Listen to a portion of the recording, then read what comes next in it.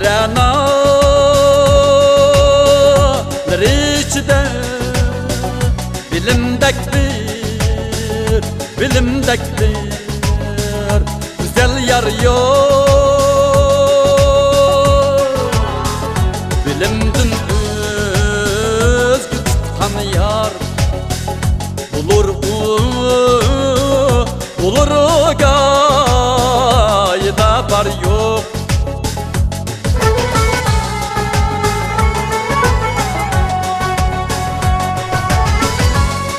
Nefsinin keynige bilimdin özgü yar tutsan,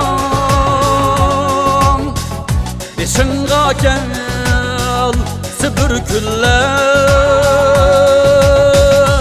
çağda sen kebi xar yok.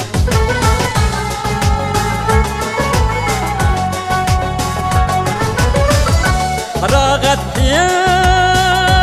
sen asla bilimdin özgü yatma,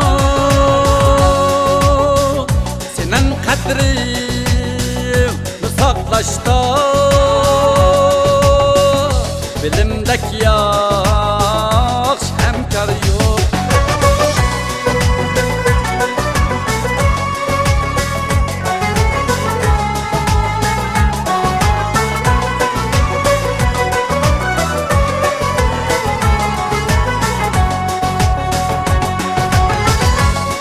Kaşlı bulunayla sana bir neç gün hemrah. Eğer sen kuldan ayrılsan, şu an taşlar hiç arı yok.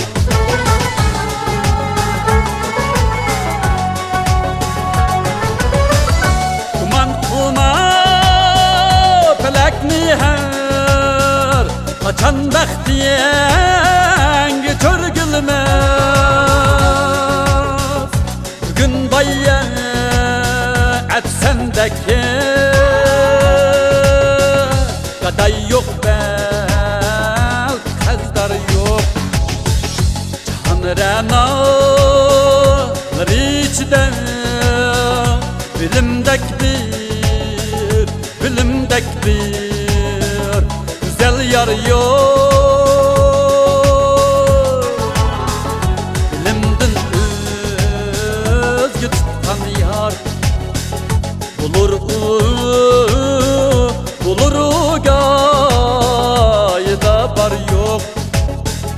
Bilimdek yaxşı hemkar yok, bilimdektir